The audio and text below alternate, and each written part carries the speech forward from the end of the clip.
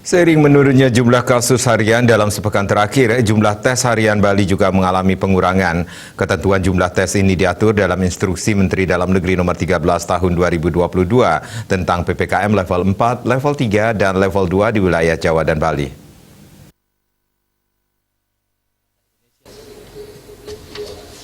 Dari data Satgas Penanganan COVID-19 Bali, hampir sepekan terakhir jumlah kasus COVID-19 harian di Bali terus melandai ke 3 digit.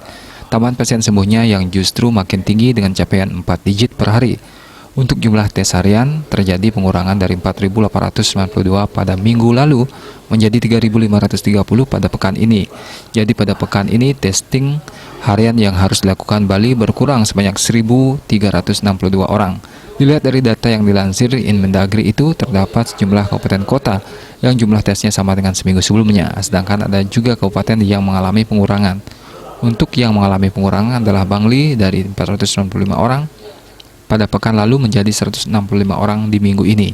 Jemberana dari 405 menjadi 203 orang, Tabanan 648 menjadi 324 orang, Klungkung dari 259 menjadi 130 orang, Gianyar dari 754 orang menjadi 377 orang. Sementara itu yang jumlah testing hariannya masih sama dengan seminggu lalu adalah Badung 520 orang, Buleleng 480 orang, Karangasem 604 orang, Denpasar 727 orang. Dalam Inmendagri dijelaskan jumlah orang dites harian adalah jumlah tes harian minimal yang harus dipenuhi kabupaten kota.